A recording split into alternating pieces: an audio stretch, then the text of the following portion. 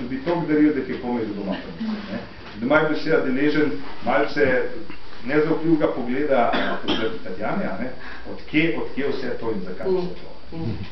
No in profa, ne sam, da je spremenil šolanje, da ga je naredil to platonično ljubezen poleg izmenjave znanja za simpatije. Je bil eden prvih, ki je na Slovenskem v resnici razmišljal o tem, da se da slovenščino naučiti. Pri tem je namreč veljal, da noben tujce ne zmore slovenščino naučiti. Še hujše Slovenci, da se nauči. No, ampak skratka, Slovenci so bili zadovoljni v tem, to je pomenilo, to je tako težek jezik, razen onega, bi rekel, klenega Slovenca, noben mu nikoli. Profa je naredil čudež. Enkrat so Brita Bilak, Nemci začeli govoriti slovenski, Kitajci. Ljudje, ki prej nikoli se niso mogli naučiti slovensko, so se skozi njegovo šolo naučili slovensko in to odlično. Tudi nijans jezika so se naučili, ki bi rekel slovenski ne obvlada. Nobena klet, nobena skakavka višina. Tako da je v prizoru se pravzaprav takrat sploh to idejo, da se da slovenščino sistematično tudi učiti, ne slovensko. In takrat k temu je seveda naredil nadaljni veliki korak, da se je zmislil seveda tudi učbenike. Pomislil zelo logično, če se učeš učiti, se moraš od nekaj naučiti. Zato je treba izdelati učbenika.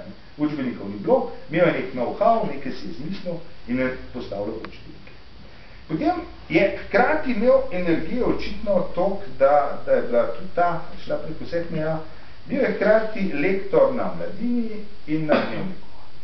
Potem je začel pisati leta 1991 in je v življenju mogel napisati do leta 2002 čez 1000 knjižnih recenzij.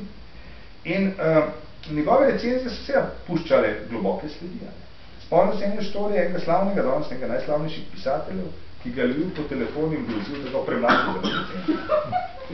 Potem profa ni imel teh zadržkov, in kot ga je Marcel angažiral v tem, da je bil tako za hip likovni kritik.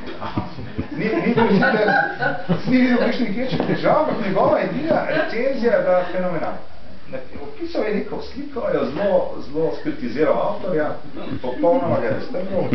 Potem molk, 14 dni, 3 tedne, slika je visela v Cankarjevem domu, se je javil vodstvo Cankarjeva doma in se upravič, da so sliko narobe uporabili.